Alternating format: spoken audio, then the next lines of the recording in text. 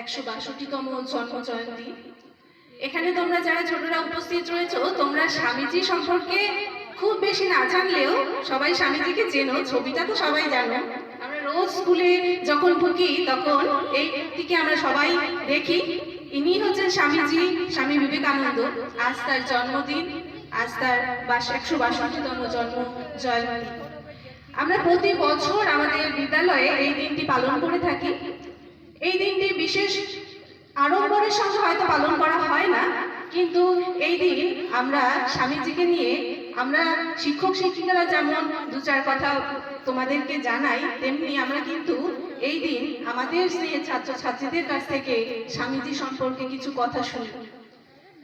স্বামীজি আমাদের যুব সমাজের কাছে একজন আদর্শ, যাকে প্রেরণা হিসেবে আমরা গ্রহণ করে থাকি, এবং এই কারণে গোটা ভারতবর্ষ জুড়ে আজ এই 12ই জানুয়ারি দিনটি যুব দিবস বা ন্যাশনাল ইউথ ডে হিসেবে পালন করা হয়, এবং সমগ্র দেশ জুড়ে নানান রকম কর্মসূচি এদিন করা হয়, অনুষ্ঠান হয়।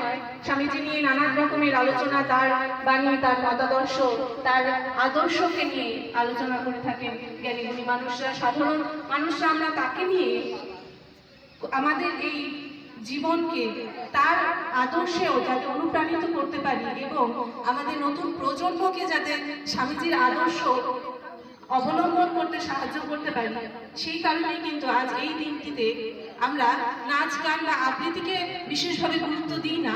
এই দিনটিতে আমরা স্বামীজি সম্পর্কে আমাদের শিক্ষার্থীদের কাছ থেকে কিছু কথা শুনি। এভাবেই আমাদের ছোট্ট অনুষ্ঠানটি সাজানো হয়। তো এবছরও সেভাবেই সাজানো রয়েছে। আমরা প্রথমে আমাদের বিদ্যালয়ের যে প্রার্থনা রয়েছে সেটি আমরা আমাদের সকল ছাত্রছাত্রীদেরকে নিয়ে করব।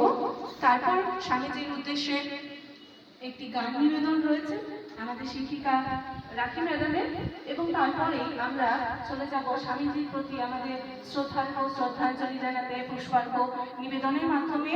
সেখানে আমাদের বিদ্যালয়ের ছাত্রছাত্রীদের হাত দিয়ে আজ স্বামীজির চরণে আমাদের শ্রদ্ধার্ঘ নিবেদন করব। তো শুরু করছি আমাদের আজকের এই অনুষ্ঠান। প্রথমেই আমরা আজকে আমাদের প্রার্থনা সঙ্গীত দিয়ে শুরু করব।